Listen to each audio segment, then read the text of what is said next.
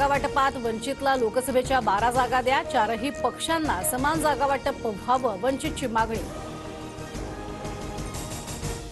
लोकसभेच्या जागा वाटपावरून शिंदे गट आणि अजित पवार गटात रस्सीखेच, लोकसभेसाठी समसमान जागा वाटपाची दादा गटाची भूमिका, सूत्रांची माहिती। शिंदे गटा एवढ्याच जागा द्या, महायुतीत समसमान जागांचं वाटप व्हावं, मंत्री छगन भुजबळांची मागणी। तर आमचे आमदार तुमच्यापेक्षा जास्त हे लक्षात ठेवावं, शंभूराज देसाईंचा पलटवार।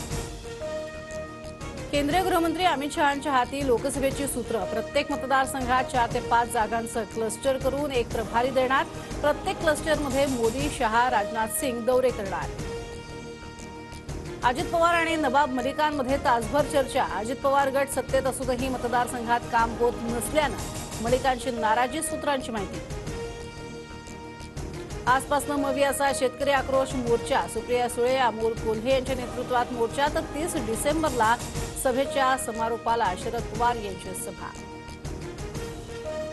25 कोटींचा घोटाळा, तरीही अजित पवार सत्तेत, पवारांना जेलमध्ये जावं लागणार, शिखर बँक घोटाळा प्रकरणी नवीन खटला दाखल करणार, शालिनी पाटलांचा दावा।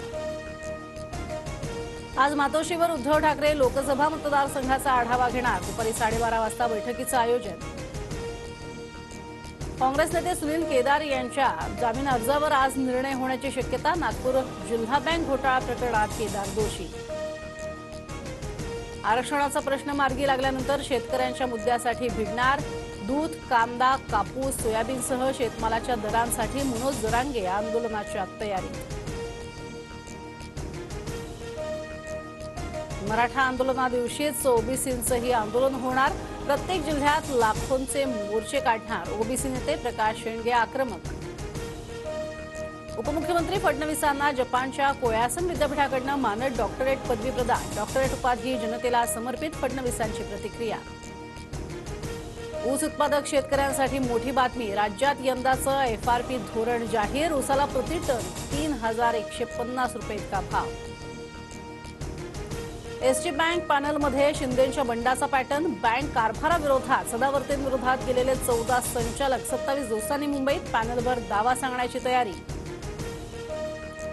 महाराष्ट्रातील कोरोना बाधितांची संख्या 194 वर, राज्यात JN1चे 10 रुग्ण, तर मुंबईत सर्वाधिक 88 कोरोना बाधित। आता पाणीपट्टी थकवणाऱ्या संस्थांचं पाणीच बंद करणार, पुणे महापालिका आक्रमक भूमिकेत, थकबाकी भरण्यासाठी 31 जानेवारीपर्यंत मुदत। 31 डिसेंबरच्या मध्यरात्री हार्बर आणि मध्यमार्गावर विशेष लोकल, CSMT ते कल्याण दरम्यान विशेष लोकल चालवण्यात येणार।